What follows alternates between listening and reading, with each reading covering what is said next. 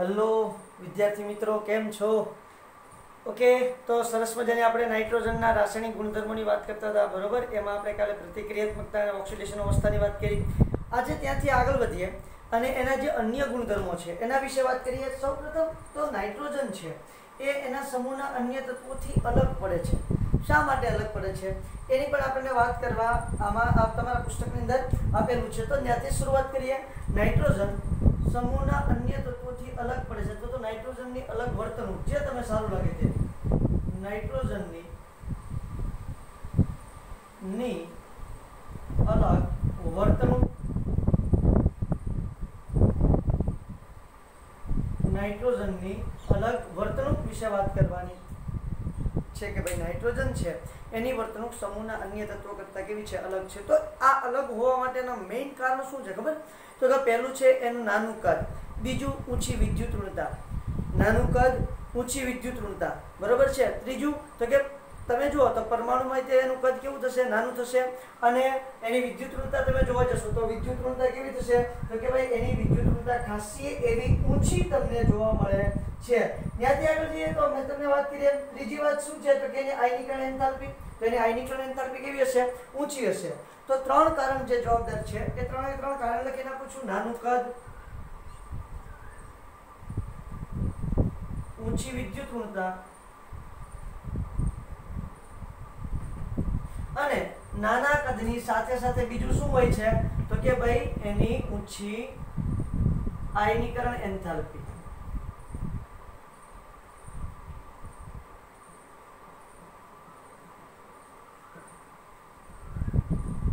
बराबर है। आने आ बधी त्रणेय त्रण जे घटना छे आने कारणे तमारो नाइट्रोजन छे ए समूहना अन्य तत्वोथी केवुं थई जाय छे अलग थई जाय छे। ओके वेल सर कई बाबतमां अलग थाय ए जरा अમને समजातो जाओ। तो સૌથી પહેલી બાબતની વાત કરું તો સૌથી પહેલા આવશે કે ભાઈ તમારું આપણે જો કે ઓલરેડી ગઈકાલે જ વાત કરી ગયા છે નાઇટ્રોજન જે છે એ N2 સ્વરૂપે એટલે કે દ્વિપરમાણુય છે। નાઇટ્રોજન દ્વિપરમાણુય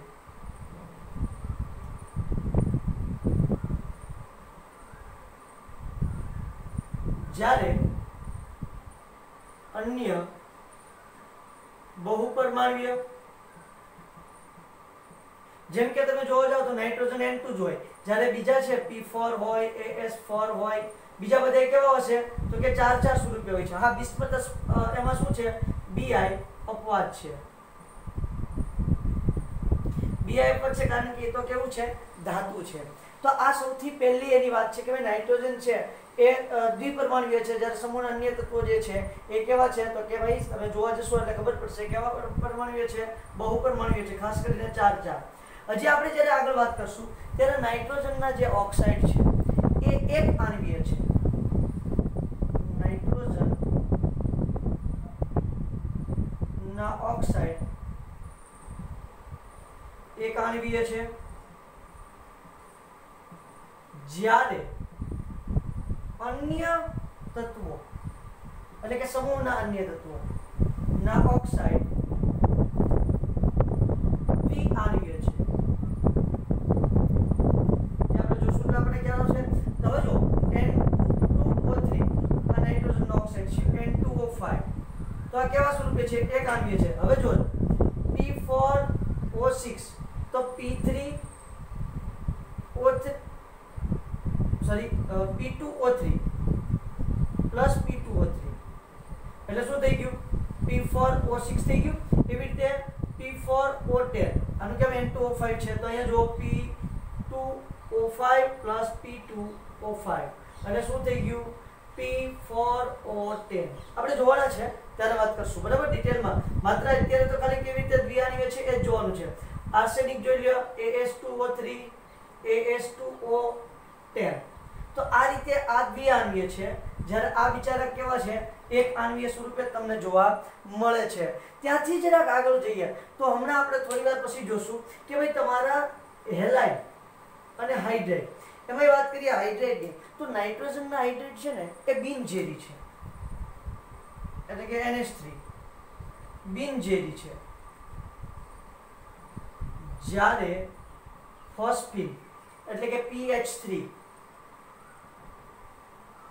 ફોસ્ફીન અને આર્સિન AS3 ઝેરી છે. કેવા છે? ફોસ્ફીન અને આર્સિન કેવા છે? ઝેરી છે. ત્યાંથી જે આગળ જોશું તો ભાઈ N2 એટલે કે નાઇટ્રોજનના ઓક્સાઇડની વાત કરી નાખીએ. નાઇટ્રોજનના ઓક્સાઇડ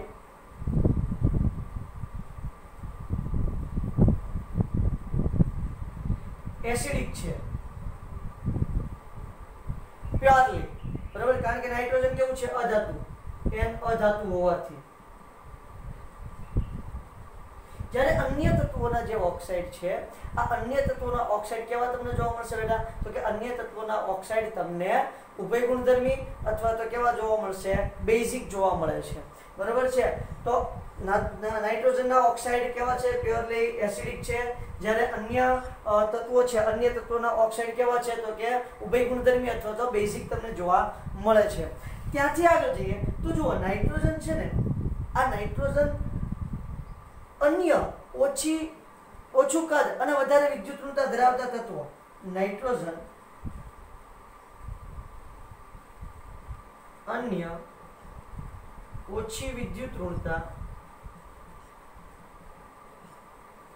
અન્ય વધુ વિદ્યુતઋણતા અને નાનું કદ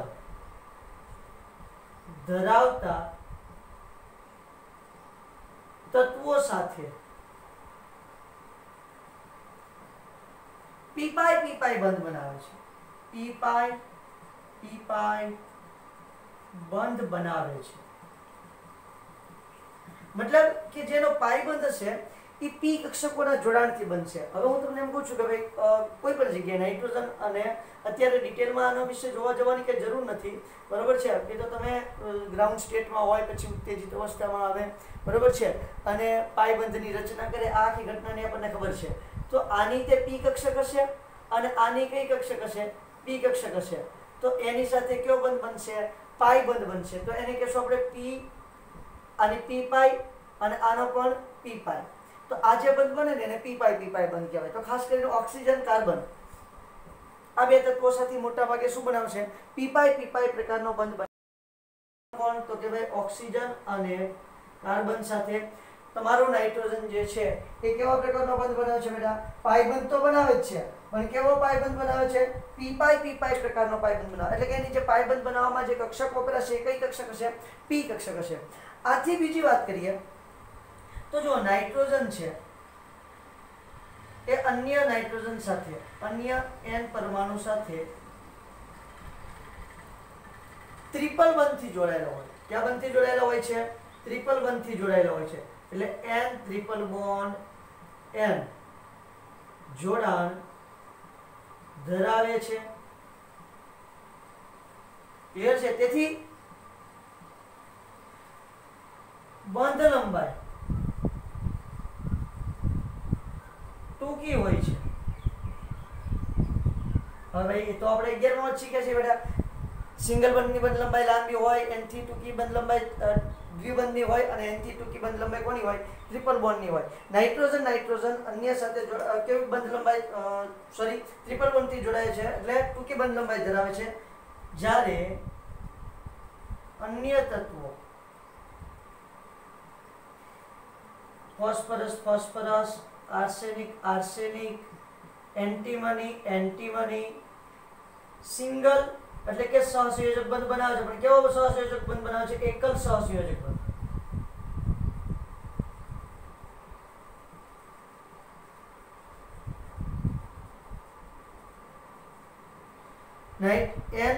અને N છે એ અન્ય N પરમાણુ સાથે N ટ્રિપલ બોન્ડ N જોડાણ ધરાવે છે. અને કેવું છે? સહસંયોજક. અહીંયા જરાક સહસંયોજક લખી નાખો બેટા.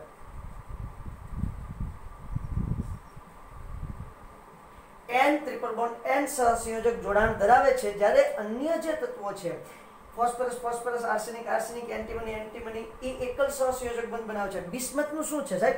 બિસ્મથ કેવું બંધ બનાવે છે? તો બિસ્મથ જે છે એ અપવાદ છે. Bi સહસંયોજક હોતો નથી, ધાત્વિય બંધ હોય છે. ધાત્વિય બંધ છે. દેખાય છે બેટા? જરાક હું જોઈ લઉં છું. Yes yes. બીઆઈ કેવો બંધ છે? ધાત્વીય બંધ છે. જ્યારે સમૂહના અન્ય તત્વો જે છે એ સિંગલ બંધ બનાવે છે અને નાઇટ્રોજન જે તમારું છે એ કેવો બંધ બનાવે છે? તો કે નાઇટ્રોજન તમારું જે છે એ તમારો સરસ મજાનો ટ્રિપલ બોન્ડ બનાવે છે અને સહસંયોજક બંધ બનાવે. હવે જુઓ, ધ્યાન આપજો.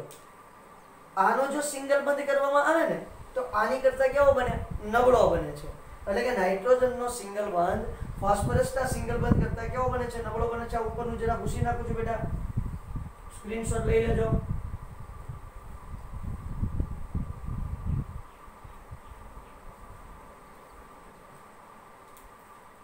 જો n સિંગલ બોન્ડ n બનાવવામાં આવે તો p સિંગલ બોન્ડ p કરતા નબળો બને છે. એટલે કે એની જે બંધની મજબૂતાઈ છે એ ફોસ્ફરસ જેટલી મજબૂત બંધની મજબૂતાઈ બનશે નહીં. આખી વાત ક્લિયર થાય છે બેટા? ઓકે. કારણ શું છે? તો કે ભાઈ જ્યારે તમે ટૂંકી બંધ લંબાઈને અબંધકારક ઇલેક્ટ્રોન યુગ્મ અસર કરશે, આ તમે બંધ બનાવશો, બરોબર? તો હવે એક તો બંધ લંબાઈ ટૂંકી છે, બંધ લંબાઈ કેવી છે? ટૂંકી છે. બાકીના બે બંધ તમે તોડી નાખશો તો આ બંધ વધારે પ્રતિક્રિયાત્મક થઈ જશે. કારણ શું છે? તો કે ભાઈ નાઇટ્રોજન છે એની પાસે અબંધકારક ઇલેક્ટ્રોન યુગ્મ હશે કે નહીં હોય? હશે. તો આ અબંધકારક ઇલેક્ટ્રોન યુગ્મ છે એ વધારે શું કરશે? એને અસર કરશે. અસર કરશે એટલે એની પ્રતિક્રિયાત્મકતા વધશે.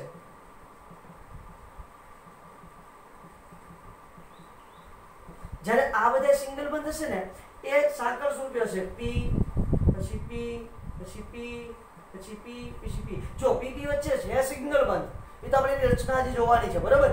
તો એની વચ્ચે સિંગલ બંધ જ હશે. પણ આ જે સિંગલ બંધ છે એ કેવા છે? તો કે કેટેનેશનમાં છે, એટલે કે સાંકળ પ્રક્રિયાથી જોડાયેલા છે. જ્યારે આ બિચારા સિંગલ જ રહેશે. સાંકળ પ્રક્રિયા બીજા કોઈ નાઇટ્રોજન સાથે એવી રીતે સાંકળ પ્રક્રિયા બનાવશે નહીં.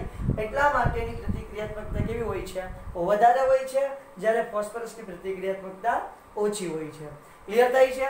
વેલ, બહુ મસ્ત મજાની સીધી વાત છે, એમાં કોઈ ચિંતા કરવાની નથી. એટલે તમે એક પોઈન્ટ એમ પણ ઉમેરી શકો કે ભાઈ તમારું નાઇટ્રોજન વધારે પ્રતિક્રિયાત્મકતાને કારણે નાઇટ્રોજન કેટેનેશનનો ગુણધર્મ ધરાવતું નથી, બને છે. તેથી n કેટેનેશન નો ગુણધર્મ ધરાવતું નથી. હવે પાછું નવું આવ્યું છે. આ કેટેનેશન એટલે શું? તો કે જ્યારે સમાન પરમાણુ એકબીજા સાથે જોડાય અને ચેઇન બનાવે એને શું કહેવાય? કેટેનેશન કહેવાય. સમજો કાર્બન છે તો આ કાર્બન છે એ આવી રીતે લાંબી સાંકળ બનાવી શકે ને?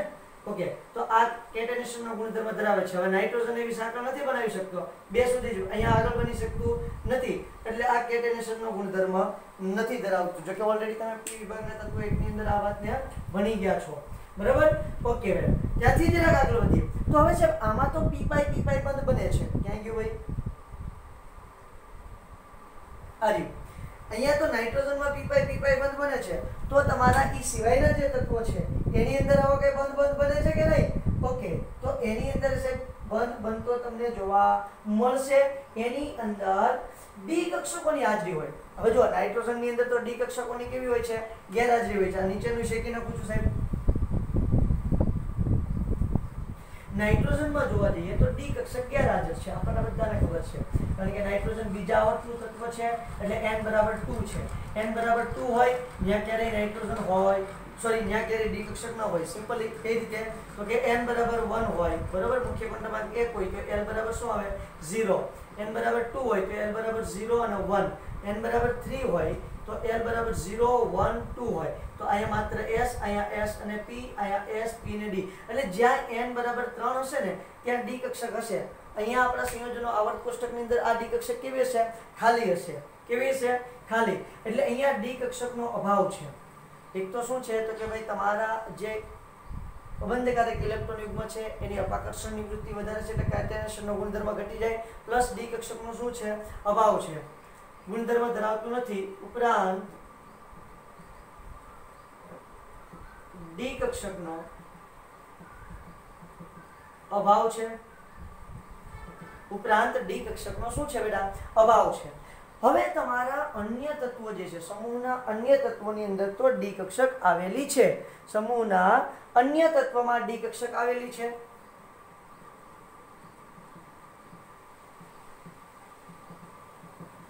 ડી કક્ષક આવેલી છે।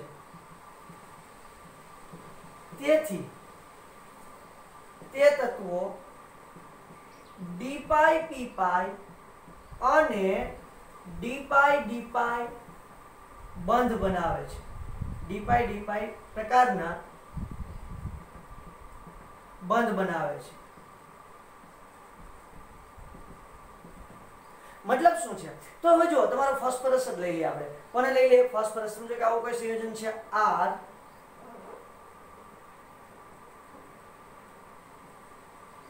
R3P ડબલ બોન્ડ CH2 આ પ્રકારનું સંયોજન છે R3P ડબલ બોન્ડ CH2 અને એક લઈ લઉં છું R3P ડબલ બોન્ડ O। હવે જો અહીંયા તમે જોશો એટલે એક તો આની વિદ્યુત ઋણતા વધારે બેટા આની પણ વિદ્યુત ઋણતા વધારે ઓકે નો પ્રોબ્લેમ। એટલે આ જે તમારું ફોસ્ફરસ છે R3 એટલે તો શું છે આલ્કાઇલ સમૂહ છે R બરાબર આલ્કાઇલ સમૂહ છે બરાબર। કોઈ પણ હોઈ શકે CH3 પણ હોઈ શકે પછી CH3CH2 પણ હોઈ શકે વોટએવર એની સાથે કઈ મતલબ નથી। પણ જો અહીંયા જે તમારી પી કક્ષક છે એ જ્યારે પાઈ બંધ બનાવશે ને કાર્બન સાથે ધ્યાન આપજો કાર્બન સાથે પાઈ બંધ બનાવશે ત્યારે કાર્બન જે છે એની કઈ કક્ષક હશે પી કક્ષક હશે। આ તમારો ફોસ્ફરસ છે કાર્બનની પી કક્ષક છે અને ફોસ્ફરસની ખાલી ડી કક્ષક હશે। ફોસ્ફરસની કઈ કક્ષક હશે ડી કક્ષક બે વચ્ચે કયો બંધ બન્યો છે પાઈ બંધ એટલે એને કહેશું ડી પાઈ પી પાઈ બંધ। કયો બંધ કહેશું d pi p pi. Same to same અહીંયા તમારો ફોસ્ફરસ છે એ ઓક્સિજન છે ઓક્સિજનની અંદર વધારે કઈ કક્ષક હોય પી કક્ષક જ્યારે ફોસ્ફરસની અંદર ખાલી કક્ષક કઈ હશે ડી કક્ષક તો અહીંયા પણ કયો બંધ બનશે ડી પાઈ પી પાઈ પ્રકારનો બંધ બનશે। કયો બંધ બનશે ડી પાઈ પી પાઈ પ્રકારનો બંધ બનશે। હવે જો સમજો કે ભાઈ ડી વિભાગના તત્વો છે તો ડી વિભાગના તત્વો તમે કોઈ પણ લઈ શકો સમજો કે ટિટેનિયમ છે ક્રોમિયમ છે આમાંના કોઈ પણ તત્વ સાથે તમે ફોસ્ફરસને જોડવા જશો ત્યારે જે બંધ બને ને તો ફોસ્ફરસની પણ કઈ કક્ષક હશે પાઈ કક્ષક અને સમજો કે ક્રોમિયમ છે ક્રોમિયમ પણ પાઈ બંધ બનાવશે પણ આ વખતે આની પણ ડી કક્ષક અને આની પણ ડી કક્ષક હશે આની ખાલી હશે અને આની ભરાયેલી ડી કક્ષક હશે તો આ વખતે જે બંધ બને એ કેવો બનશે ડી પાઈ પ્રકારનો બંધ બનશે। કેવો બંધ બનશે ડી પાઈ પ્રકારનો। એટલે તમારા અન્ય તત્વો ડી પાઈ પી પાઈ અને ડી પાઈ પ્રકારના બંધ બનાવે જ્યારે ફોસ્ફરસ જ્યારે નાઇટ્રોજન માત્ર કેવો બંધ બનાવે છે પી પાઈ પ્રકારનો જ્યારે આ બધા કેવા બંધ બનાવે છે ડી પાઈ અને ડી પાઈ પ્રકારના બંધ બનાવે છે। ક્લિયર થાય છે આ વાત બહુ સિમ્પલ છે સમજણમાં પડવી જોઈએ તો અને તો જ આ વસ્તુ યાદ રહેશે નહીતર આ ઘટના આખી મગજમાંથી છટકી જશે। ક્લિયર છે ચાલો તો આવી રીતે તમારા જે અન્ય તત્વો છે એ ડી પાઈ પી પાઈ અને પી પાઈ પ્રકારના સંયોજનો બનાવે છે। આ ઉપરાંત તમે જોવા જાવ તો ફોસ્ફરસ જે છે અને તમારું આર્સેનિક જે છે એ લિગેન્ડ તરીકે પણ વર્તે છે ભાઈ। ફોસ્ફરસ અને આર્સેનિક લિગેન્ડ તરીકે પણ તમને વર્તતું જોવા મળે છે। ફોસ્ફરસ છે P(C2H5) થ્રાઇસ અને આર્સેનિક C6H5 થ્રાઇસ। તો આ સંકીર્ણ છે આ કેવું છે સંકીર્ણ સંયોજન છે આ પણ સંકીર્ણ સંયોજન બરોબર છે। તો ફોસ્ફરસ અને આર્સેનિક કેવા સ્વરૂપે છે તો કે ભાઈ સંકીર્ણ સંયોજનોના સ્વરૂપે તમને અહીંયા દેખાડેલા છે। એટલે તમારું જે આ સંયોજન છે એમાં તમારું જે ફોસ્ફરસ અને આર્સેનિક જેવા સંયોજનો છે એ તમને લિગેન્ડ તરીકે વર્તતા જોવા મળે છે। કેવા સંયોજનો તરીકે જોવા મળે છે લિગેન્ડ તરીકે વર્તતા જોવા મળે છે।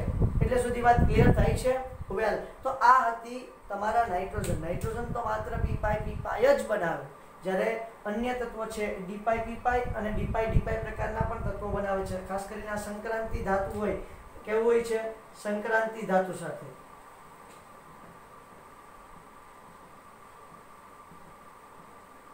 કોની સાથે પહેલા સંક્રાંતિ ધાતુ સાથે આ પ્રકારનું બંધન તમને જોવા મળશે। ક્લિયર ચાલો તો અહીંયા સુધીની વાત નાઇટ્રોજન જે તત્વ છે એનું સમૂહના અન્ય તત્વોથી અલગ વર્તણૂક છે એની હતી. હવે વાત કરીએ છીએ એના અન્ય રાસાયણિક ગુણધર્મોની. અન્ય રાસાયણિક ગુણધર્મો બહુ જ ઇન્ટરેસ્ટિંગ છે, એમસીક્યુ માટે ખૂબ જ અગત્યના અને મોસ્ટ ઇમ્પોર્ટન્ટ છે. એમસીક્યુ આમાંથી પૂછાવાની સંભાવના પૂરેપૂરી છે. કેવી સંભાવના છે? પૂરેપૂરી સંભાવના એમસીક્યુ પૂછાવાની આમાં તમને જોવા મળશે. આમાં પણ તમારા પુસ્તકની અંદર નીચે સરસ મજાનું કોષ્ટક આપેલું છે. કોષ્ટકના મૂલ્યો ફરી વખત અહીંયા યાદ રાખવાના નથી. અહીંયા પણ તમારે એનો ક્રમ જ યાદ રાખવાનો છે. ક્વેશ્ચન એ રીતે જ પૂછાશે અને આપણે જ્યારે જ્યારે એવા ક્વેશ્ચન પૂછાણા હશે તો એની પણ હું તમને વાત કરતો જઈશ. તો સૌથી પહેલા તમારા હાઇડ્રોજન સાથે પ્રતિક્રિયાત્મકતા, સમૂહ 15 ના તત્વોના હાઇડ્રેટ એવું લખું છું. સમૂહ 15 ના તત્વોના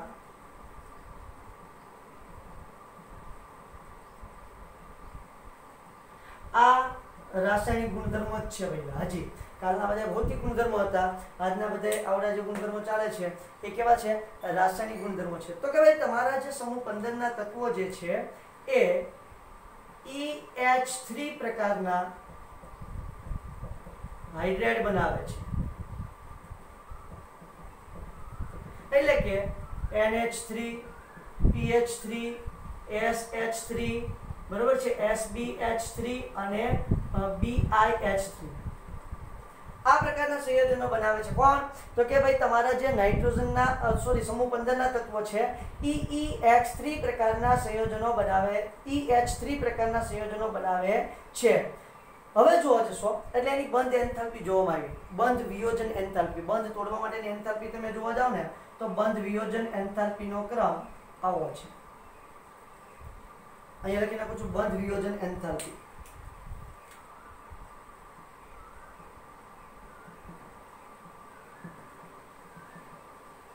ધ્યાન આપજો. હવે આની ઉપરથી કેવી રીતે વસ્તુ યાદ રાખવાની ને એ તમને બતાવું છું કે કઈ રીતે આની પરથી બીજા અન્ય ગુણધર્મો યાદ રાખી શકાય. હવે જો એનો મતલબ એમ થાય કે આ બંધને તોડવો સૌથી સહેલો છે BiH3 અને આ બંધને તોડવો સૌથી કેવો છે? અઘરો છે. ધ્યાન આપજો. બંધ વિયોજન એન્થાલ્પીનો ક્રમ નાઇટ્રોજનનો સૌથી વધારે, પછી ફોસ્ફરસ, આર્સેનિક, એન્ટીમની ને બિસ્મથનો હોય છે. આ બંધને સૌથી સરળતાથી તોડી શકાય, મતલબ આમાંથી હાઇડ્રોજન સરળતાથી મુક્ત કરી શકાય. ઓકે, હાઇડ્રોજન જેમાંથી સરળતાથી મુક્ત થાય, બરોબર છે, એનું શું થયું કહેવાય? ઓક્સિડેશન. તો એ કેવો કરતા હોય? રિડક્શન કરતા હોય. એ કેવો કરતા હશે? રિડક્શન કરતા. તો રિડક્શન કરતાનો ક્રમ કેવો થશે? ધ્યાન આપજો. રિડક્શન કરતાનો ક્રમ,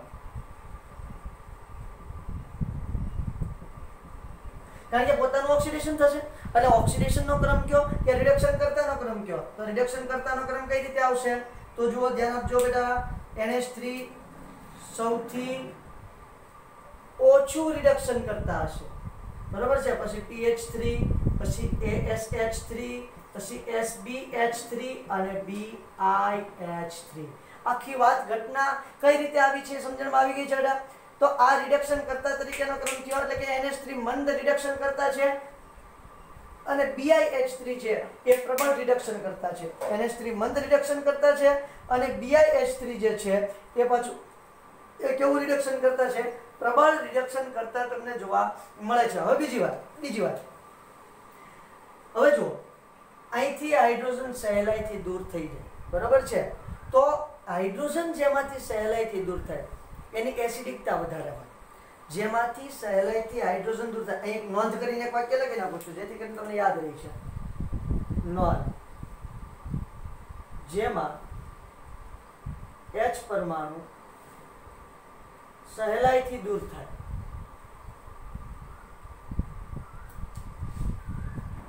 તેની એસિડિકતા વધુ હોય છે. બહુ જ ઇન્ટરેસ્ટિંગ અને મસ્ત મજાની વાત આવી ગઈ બેટા. આહા, બરાબર છે. તો અહીંયા જુઓ, આમાં તો સરળતાથી હાઇડ્રોજન દૂર થાય તો એની એસિડિકતા વધારે છે. બેઝિકતા કેવી હશે? ઓછી. તો બેઝિકતાનો ક્રમ કેવો થશે? અને એસિડિકતા, જો કે એસિડિકતાનો એનો વિરોધી જ હોય એટલે ખાલી બેઝિકતાનો ક્રમ લખું છું. બેઝિકતાનો ક્રમ તો શું થશે? NH3 સૌથી વધારે બેઝિક થશે બેટા. બરાબર છે, n થી ઓછું ફરી વખત pH3, n થી ઓછું ASH3, n થી ઓછું SbH3 અને સૌથી ઓછું BiH3. આ બેઝિકતાનો ક્રમ છે, મતલબ NH3 વધારે બેઝિક અને BiH3 કેવું છે, ઓછું બેઝિક છે. તમારા પુસ્તકની અંદર આ વાત અથવા તો નોટ જે બનાવો છો એમાં આ વાત તમારે નોટ કરતી જવાની છે. કારણ શું છે તો કે ભાઈ અન્ય જગ્યાએ તો તમારા પુસ્તકમાં બેઠું લખેલું જ છે, પણ એવો વિધાન યાદ રાખવા કરતા આ ઘટના યાદ રાખવી તમને વધારે સહેલી પડશે. ક્લિયર છે? ઓકે, બીજી વાત હવે જો નાઇટ્રોજન છે એની વિદ્યુત ઋણતા કેવી છે, વધારે છે. નાઇટ્રોજનની વિદ્યુત ઋણતા વધારે હોવાને કારણે તે હાઇડ્રોજન બંધ બનાવે છે. એ આપણે બહુ સારી રીતે જાણીએ છીએ. NH3 પ્રવાહી કે ઘન સ્વરૂપમાં અથવા ઘન અવસ્થામાં H બંધ બનાવે છે. બહુ સિમ્પલ છે પણ યાદ રહેવી જોઈએ. આ ઘટના બહુ સિમ્પલ છે એટલા માટે તમને સહેલાઈથી યાદ તો રહી જશે પણ લાંબો સમય યાદ રહેવી જોઈએ. અત્યારે તો અઘડી યાદ રહી ગઈ. ચાલો હવે બંધ વિયોજન એન્થાલ્પીનો ક્રમ આવો છે. સાહેબે કીધું હતું કે જેને બંધ સરળતાથી તૂટી જાય, હાઇડ્રોજન મુક્ત થઈ જાય તો એની એસિડિકતા કેવી હોય, વધારે હોય, બેઝિકતા ઓછી હોય. તો એક ક્રમ આવો જોવા મળશે. બીજું એના હાઇડ્રોજન સહેલાઈથી દૂર થઈ જાય એટલે પોતાનું ઓક્સિડેશન થાય, સામેવાળાનું શું કરશે, રિડક્શન. તો એને રિડક્શન કરતા તરીકેની પ્રબળતા કેવી હશે, પ્રબળ હશે. આ બધી વાત તો યાદ રહી ગઈ. અત્યારે હાલ આ લાંબો સમય યાદ રહેવી જોઈએ. કેવો સમય યાદ રહેવી જોઈએ, લાંબો સમય. હવે સાહેબ આ વિધાન તમે શા માટે લખ્યું છે, NH3 પ્રવાહી કે ઘન અવસ્થામાં H બંધ બનાવે છે એ એટલા માટે લખ્યું છે કે તેથી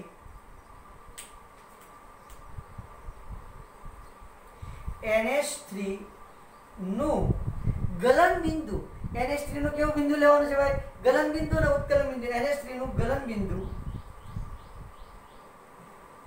pH3 કરતા વધુ હોય છે. કોઈને કહેતા નહીં. NH3 નું ગલન બિંદુ pH3 કરતા કેવું હોય, વધુ હોય. કારણ હાઇડ્રોજન બંધ. એટલે ગલન બિંદુનો ક્રમ લખી નાખું છું. ગલન બિંદુનો ક્રમ કેવો આવશે, ગલન બિંદુનો ક્રમ જોઈ લ્યો. તો ગલન બિંદુનો ક્રમ NH3 pH3 યાદ રાખવાનો છે. પછી ASH3 SbH3 BiH3 નું ગલન બિંદુ હજી ફાઇન્ડ આઉટ ટૂંકમાં ચોક્કસ નથી, ગાળામાં મળે છે કારણ કે ધાતુ છે એટલા માટે. એનું ગલન બિંદુ ચોક્કસ મળશે નહીં. કારણ કે એનું ગલન બિંદુ તાપમાનના ગાળામાં મળશે, ચોક્કસ મળશે નહીં. પણ આપણે એવું અનુમાન 100% લગાવી શકીએ કે આની કરતાં તો કેવું હશે, વધારે જ હશે. એટલે આપણે અહીંયા BiH3 પણ લખી નાખીએ છીએ. તો આ એના ગલન બિંદુનો ક્રમ થયો છે. કોના ગલન બિંદુનો ક્રમ થયો છે તો કે ભાઈ તમારા સમૂહ 15 ના તત્વોના હાઇડ્રાઇડ. આ માત્ર હાઇડ્રાઇડ ની વાત થઈ છે, આમાં ઓક્સાઇડ હેલાઇડ કોઈ મિક્સ કરી દેવા નહીં. વેલ, ત્યાંથી ફરી વખત પાછો હું થોડોક સ્ટેપ બાય સ્ટેપ આગળ જતો જાઉં બાપુ. મને કઈ વાંધો નથી, તમને કઈ વાંધો નથી નહીં. તો ઉત્કલન બિંદુનો ક્રમ લખી નાખું છું. ઉત્કલન બિંદુનો ક્રમ બરાબર છે. તો ઉત્કલન બિંદુનો ક્રમ પણ NH3 pH3 ASH3 SbH3 અને BiH3. હવે જો અહીંયા એક માઇનર છે ને, હજી એક બીજી ઘટના જોવા મળશે. એ ઘટના શું મળશે તો કે ઘણી વખત તમને એનો ક્રમ અલગ રીતે પણ પૂછી નાખે. હવે અલગ રીતે એટલે કઈ રીતે છે તો જુઓ, એનો પછી તમને ક્રમ એવી રીતે પૂછી નાખે કે તમે ક્યારે વિચાર્યું ના હોય. મતલબ કે આ રીતે પૂછશે. ધ્યાન આપજો કે pH3 ASH3 NH3 SbH3 અને BiH3.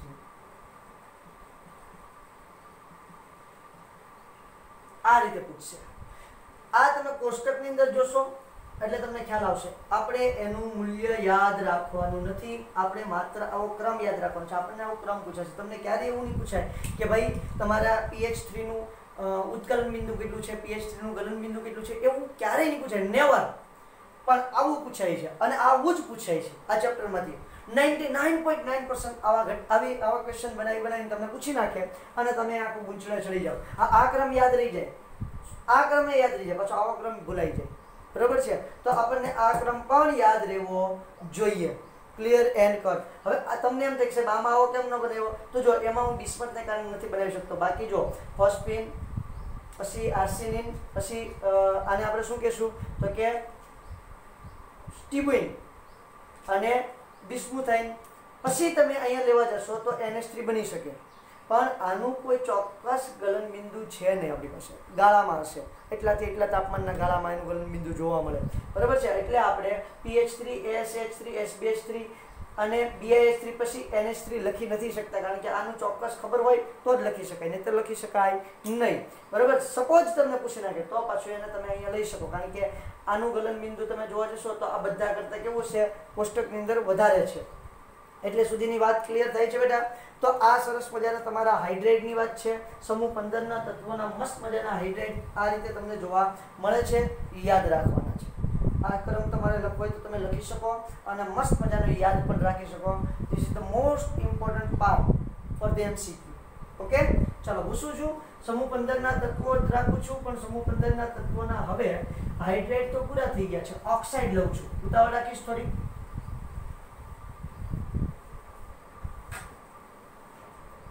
હવે શું લઉં છું બેટા? તત્વોના ઓક્સાઇડ. તો સમૂહ 15 ના તત્વોના ઓક્સાઇડ જોવા જાવ તો તમારા સમૂહ 15 ના તત્વો જે છે E2O3 અને E2O5 પ્રકારના ઓક્સાઇડ બનાવે છે.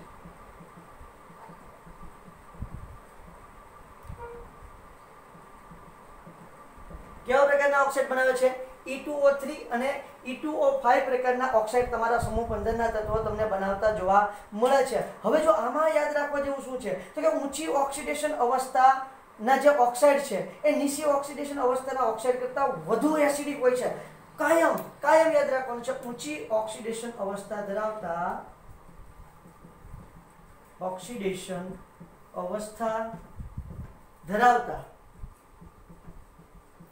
ઓક્સાઇડ નીચી ઓક્સિડેશન અવસ્થા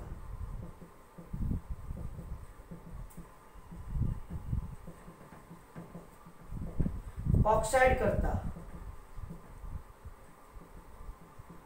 વધુ એસિડિક હોય છે.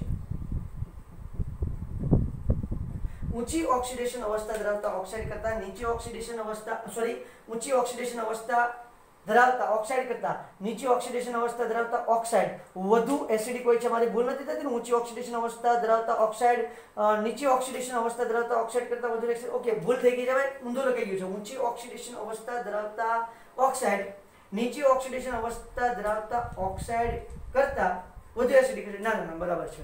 ઊંચી ઓક્સિડેશન અવસ્થા ધરાવતા ઓક્સાઇડ નીચી ઓક્સિડેશન અવસ્થા ધરાવતા ઓક્સાઇડ કરતા વધુ એસિડિક હોય છે, બરોબર છે. એટલે ઊંચી અવસ્થા કઈ થશે તો આની ઓક્સિડેશન અવસ્થા તમે ઊંચી જોવા જશો તો +5 ઓક્સિડેશન અવસ્થા થશે, બરોબર છે, +5 થશે. અને નીચે તમે જોવા જશો તો નીચે તો બીજી હોઈ શકે. તો જો હવે હું તમને એમ કહું છું કે ભાઈ સમજો કે તમે N2O3 લીધું અને N2O5 લીધું, બરાબર. હવે આમાં તમે ઓક્સિડેશન અવસ્થા શોધવા જાઓ તો અહીંયા શું આવશે? -6 અને 2N આવી રીતે છે. પેલી બાજુ જાય 2N = +6 ભાગ્યા 2 એટલે N બરાબર શું આવશે? N બરાબર +3 આવશે. અને અહીંયા તમે જોવા જશો તો N બરાબર +5 આવશે. તો હવે તમે મને કહો કોણ વધુ એસિડિક હશે? તો કે વધારે એસિડિક કોણ છે? N2O5 વધારે એસિડિક હશે, કારણ કે એની ઓક્સિડેશન અવસ્થા કેવી છે? વધારે છે. એમ પણ વાત છે. અને બીજી વાત તમને યાદ કરાવી દઉં, ગઈકાલે મેં તમને કીધી છે એ એટલા માટે કીધી હતી કે હવે જો +3 જે છે અને +5 છે તો +5 હોય જેનો ઓક્સિડેશન અંક +5 હોય. હવે તમે વિચારી લ્યો કે આ ક્યારે ઇલેક્ટ્રોન ગુમાવી અને +6 થાય ખરું? ના થાય, નેવર, ક્યારેય પોસિબલ નથી. કારણ કે વધારેમાં વધારે ઓક્સિડેશન અંક કેટલો છે? 5 જ પોસિબલ છે. જ્યારે આ ઇલેક્ટ્રોન ગુમાવી +4 કે +5 થઈ શકે? હા થઈ શકે. તો આ પ્યોર એસિડ હોય અને આ કેવું છે? થોડુંક બેઝિક તરીકે પણ વર્તી શકવાનો ગુણધર્મ ધરાવે છે. ક્લિયર છે? ચલો, તો આ મોસ્ટ ઇમ્પોર્ટન્ટ વાત હતી કે જેની ઓક્સિડેશન અવસ્થા વધારે છે, ઓક્સિડેશન અંક વધારે છે. આ તમે નાઇટ્રોજનનું એક્ઝામ્પલ આપ્યું બેટા, આની જગ્યાએ તમે કોઈ પણ એક્ઝામ્પલ લઈ શકો અને આ વાતને પ્રૂફ કરી શકો, બરાબર. હવે જો એમાંય તે એસિડિકતાનો ક્રમ તમે જોવા જાઓ, શેનો ક્રમ જોવા જાઓ? એસિડિકતાનો. તો એક વસ્તુ બહુ સિમ્પલ છે, બહુ ઇમ્પોર્ટન્ટ છે કે અધાતુના ઓક્સાઇડ હોય એ હંમેશા એસિડિક હોય. ધાતુના ઓક્સાઇડ કેવા હોય? તો કે ભાઈ બેઝિક હોય. તો જુઓ અહીંયા ઉપરથી નીચે તરફ જાઓ એમ ધાત્વિય ગુણધર્મ વધે છે, એટલે સમૂહમાં ઉપરથી નીચે તરફ જતા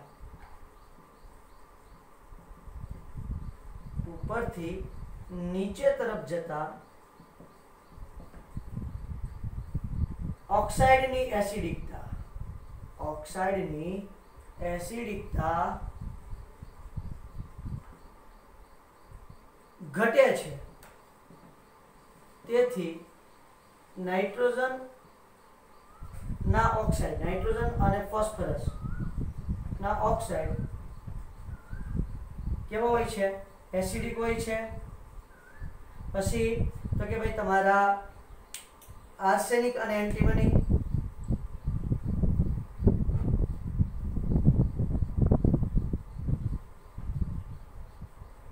કેવો હોય છે? ઉભય ગુણધર્મી. અને છેલ્લે તમારા બિસ્મથના ઓક્સાઇડ. બિસ્મથના ઓક્સાઇડ કેવો હોય છે? તો કે બેઝિક હોય છે. કેમ? તો કે ભાઈ બિસ્મથ છે એ તમારું ધાતુ છે અને ધાતુના ઓક્સાઇડ કેવા જોવા મળે છે? બેઝિક સ્વરૂપે તમને જોવા મળે છે. બહુ જબરદસ્ત અને ઇન્ટરેસ્ટિંગ વાત થઈ ગઈ છે. ક્લિયર થાય છે એટલી વાત? ઓકે, બસ તો આનાથી વધારે ઓક્સાઇડની અંદર બીજી કઈ વાતો છે નહીં. બસ આ ઘટના તમારે યાદ રાખવાની છે. એટલે એની એસિડિકતાનો ક્રમ જોવા જઈએ, ઓક્સાઇડની એસિડિકતાનો ક્રમ, બરોબર છે? તો અહીંયા લખી શકાય ઓક્સાઇડની એસિડિકતા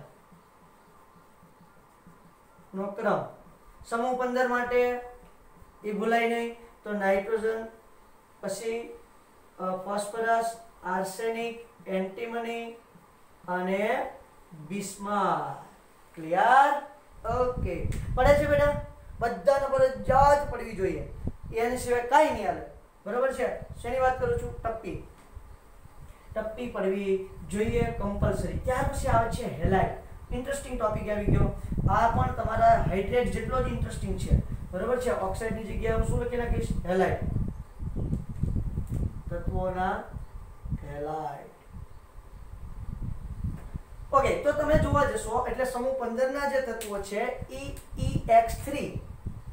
EX3 અને EX5 પ્રકારના હેલાઇડ બનાવે છે. જ્યાં E બરાબર શું છે ભાઈ? હા, E તો કહી દો. જ્યાં E બરાબર nitrogen, phosphorus, arsenic, antimony, bismuth. બરોબર?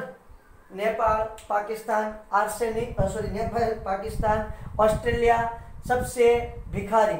बराबर? एनी પછી કોણ આવે છે? મોસ્કોવિયમ. પણ મોસ્કો આપણે લખ્યું નથી. અહીંયા જુઓ, નાઇટ્રોજન છે, નાઇટ્રોજનમાં EX5 પ્રકારના હેલાઇડ બનતા નથી. તમે જ મને કહી દો શા માટે નહીં બનતા હોય? નાઇટ્રોજન EX5 પ્રકારના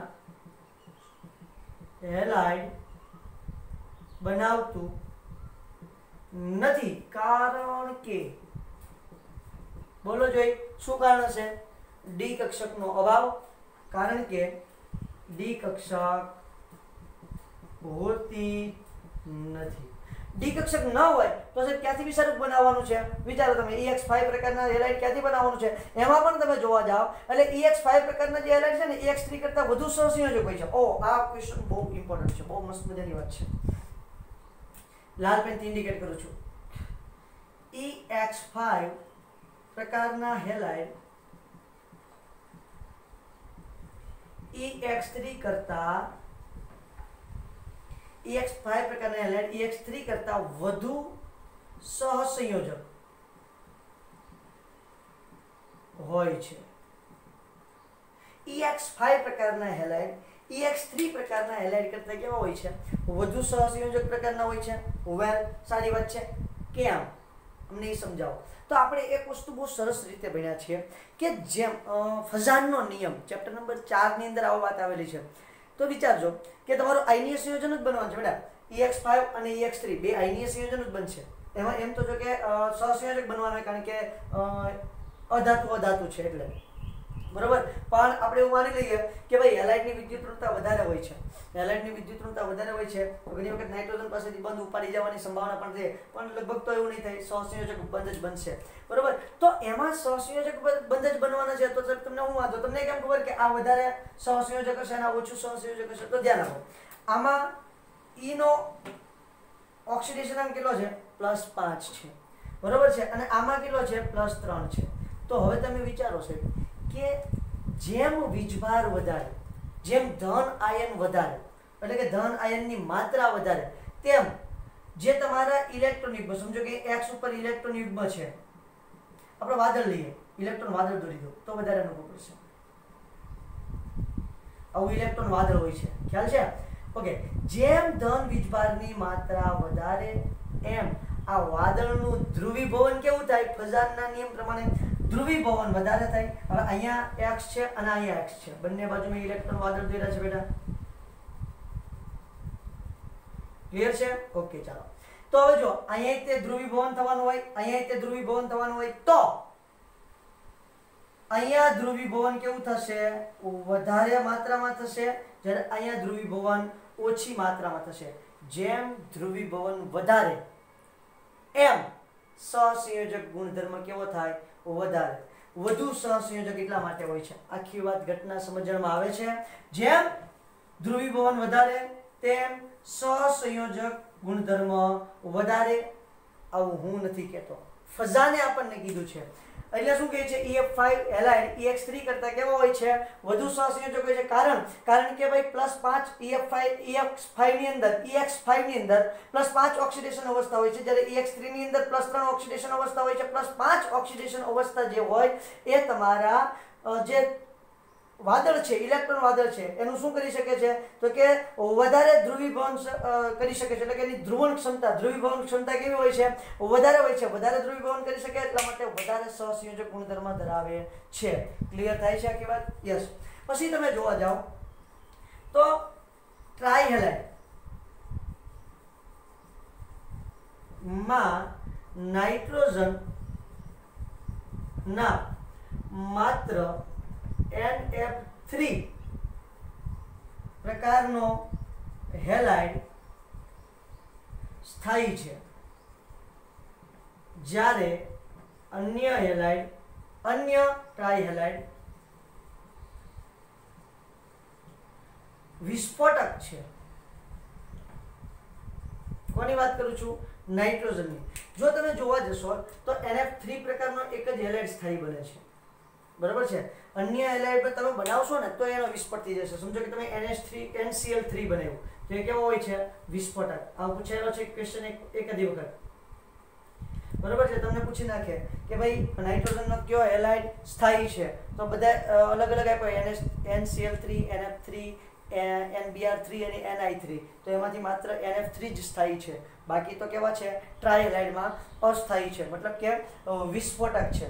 ક્લિયર થાય છે આખી વાત? હવે એમાંય તે તમે જોતા નીચે જશો તો બાકીના બધા હેલાઇડ વિસ્ફોટક તો થઈ ગયા છે। હવે BF3 ને તમે જોવા જાઓ તો આ તો કેવા છે? સહસંયોજક છે ને, બરોબર? અહીંયા સહસંયોજક છે, આ સહસંયોજક છે, બધા ટૂંકમાં બધા જ સંયોજનો સમૂહ 15 ના તત્વોના છે જે હેલાઇડ સાથેના એ સહસંયોજક છે, પણ BiF3 આયનીય છે। શક્ય બેવ? પ્યોર ધાતુ અને પ્યોર અધાતુ, પ્યોર ધાતુ અને પ્યોર અધાતુ, એટલે બિસ્મથ છે ઇલેક્ટ્રોન ગુમાવી દેશે અને ફ્લોરિન છે ઇલેક્ટ્રોન મેળવી લેશે, એટલે આયનીય ગુણધર્મ ધરાવશે, આયનીય બંધ બનશે। જ્યારે આ બધામાં કેવું થશે? NF F F, બરાબર છે? સહસંયોજક બંધ બનાવશે। કેવો બંધ બનાવશે? સહસંયોજક બંધ બનાવશે, બધાય પોતપોતાનો ફાળો આપશે। જ્યારે અહીંયા તો શું થશે? તો કે Bi છે એ +3 બની જશે અને 3F- બની જશે, સંપૂર્ણ આયનીકરણ થઈ જશે, એટલે કેવું હશે? આયનીય બંધ બનાવે છે। આખી વાત ક્લિયર થાય છે બેટા? ઓકે, બાકી આ તો કેવા છે? મોટા ભાગે સહસંયોજક પ્રકારના જ છે, માત્ર X3 હોય ત્યારે તકલીફ વાળું વાતાવરણ છે। એન્ડ ધ લાસ્ટ પોઈન્ટ કે તમારા ધાતુ સાથેની પ્રતિક્રિયાત્મકતા, બરાબર છે? શેની સાથેની પ્રતિક્રિયાત્મકતા જોવાની છે? ધાતુ સાથે પ્રતિક્રિયાત્મકતા જોવાની છે। કોની? સમૂહ 15 ના તત્વોની। છેલ્લો રાસાયણિક ગુણધર્મો, ધાતુ સાથે પ્રતિક્રિયાત્મકતા, બરાબર? તો ધાતુ સાથે પ્રતિક્રિયાત્મકતા જોવા જઈએ તો ધાતુ સાથે પ્રતિક્રિયાત્મકતા શું છે? તો કે તમારા નાઇટ્રોજન સંયોજનો છે, ખાસ કરીને તો સમૂહ 15 ના તત્વોના એને નાઇટ્રોજન સમૂહ કહેવાય, બરોબર. આખાને શું કહેવાય? નાઇટ્રોજન સમૂહ કહેવાય. એટલે જેનું પહેલું તત્વ છે ને એ સમૂહ કહેવાય. ઓક્સિજન છે તો એને ઓક્સિજન સમૂહ કહેવાય. એટલે વારંવાર નાઇટ્રોજન સમૂહ બોલાઈ જાય છે. તો આ નાઇટ્રોજન સમૂહના તત્વો જે છે એ ધાતુ સાથે જોડાય અને નાઇટ્રેટ બનાવે છે. ધાતુ સાથે જોડાય અને શું બનાવે છે? નાઇટ્રેટ બનાવે છે. એમાં નાઇટ્રોજન સંયોજનો જે છે, નાઇટ્રોજન સમૂહના જે તત્વો છે એટલે કે સમૂહ 15 ના તત્વો, ઓક્સિડેશન આંક -3 હોય છે. દરેક ધાતુ સાથે જ્યારે તમારા સમૂહ 15 ના તત્વો સંયોજન બનાવશે ત્યારે શું થશે તો કે એનો ઓક્સિડેશન અંક કેટલો હશે? -3 છે. આપણે એક્ઝામ્પલ લઈ લઈએ Ca3N2. ચાલો, તો કેલ્શિયમ નાઇટ્રાઇટ શું બનાવે છે? નાઇટ્રાઇટ બનાવે છે. ઓકે, આને કહેશું આપણે કેલ્શિયમ નાઇટ્રાઇટ. જો N છે એટલે નાઇટ્રાઇટ, બરોબર છે. Sorry, nitrite. જો NO2 હોત તો નાઇટ્રાઇટ, અને જો તમારો NO3 હોત તો નાઇટ્રેટ. કેલ્શિયમ નાઇટ્રાઇટ જો NO2 હોય, NO2 માઇનસ અને NO3 માઇનસ, તો આને કહેવાય નાઇટ્રાઇટ અને આને કહેવાય નાઇટ્રેટ, બરાબર છે. આપણે નથી લખતા સોડિયમ નાઇટ્રેટ NaNO3, કોને 3 NaNO3. ઓકે, ચલો, તો આ સરસ મજાના કેલ્શિયમ નાઇટ્રાઇટની વાત થઈ. આવી રીતે ઘણા બધા તમે લખી શકો. જેવા તમારા ધાતુ છે, તમારી ચોપડીની અંદર લોટ્સ ઓફ એક્ઝામ્પલ આપેલા છે. કેલ્શિયમ નાઇટ્રેટ મેં લીધું છે એક્ઝામ્પલ. સમજો કે Ca3P2 લઉં તો શું થઈ જાય? કેલ્શિયમ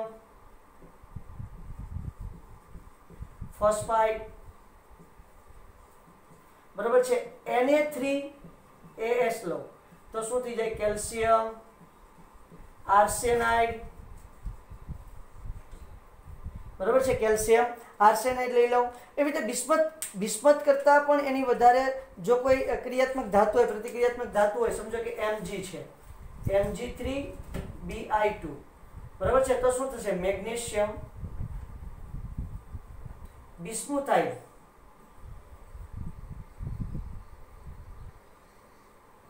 મેગ્નેશિયમ બિસ્મુથાઇડ તમને જોવા મળશે, બરાબર. એન્ટીમની લઈ લઈએ તો જે ઝિંક સાથે જોડાશે અને ઝિંક એન્ટીમોનાઇડ પણ બનાવી શકે છે, પણ એની આપણે અહીંયા વાત કરવાની જરૂર. ચાલો લખી નાખું ભાઈ, એક માટે શું બાકી રાખવું? Zn3Sb2 ઝિંક એન્ટીમોનાઇડ અથવા એન્ટીમોનાઇડ,